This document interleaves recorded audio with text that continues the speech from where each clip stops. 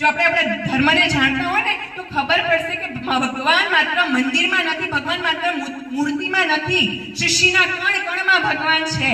આજે જો જાણતા હોય તો ધર્મ વિરોધી તત્વને આપણે જવાબ આપી શકીએ કે તમે અમારા મંદિરને તોડ્યા કારણ કે અમે એમાં પૂજા કરવા જઈએ છીએ, તમે અમારી મૂર્તિને તોડી કારણ કે અમે એમને ભગવાન માનીએ છીએ.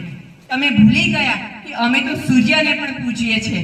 હિંમત છે તો એનું તેજ ઓછું કરીને બતાવો. અમે તો ચંદ્રને પણ પૂજીએ છીએ. હિંમત છે તો એની શીતળતાને ઓછી કરીને બતાવો. અમે તો નદીને પણ પૂજીએ છીએ. હિંમત છે તો એને સૂકવીને બતાવો. અમે તો પર્વતને પણ પૂજીએ છીએ. હિંમત છે તો એને હલાવીને બતાવો. અમે તો જમીનને પણ પૂજીએ છીએ. હિંમત છે તો તમારા કબ્રમાંથી માટીને કાઢીને બતાવો. અમે તો અગ્નિને પણ પૂજીએ છીએ. હિંમત છે તો તારા ઘરના ચૂલાને તારા હાથે ઓલાવીને બતાવો. આ જગતને ચલાવનાર જગત પિતા, જેને અમે પિતા કહીએ છીએ, હિંમત છે તો તારા નામના પાછળ તારા પિતાનું નામને હટાવીને બતાવો. આ આત્મવિશ્વાસ સાથે આપણે સનાતન ધર્મને ઉજાગર ક્યારે કરી શકીશું? જ્યારે આપણને સનાતની જ્ઞાન હશે ત્યારે.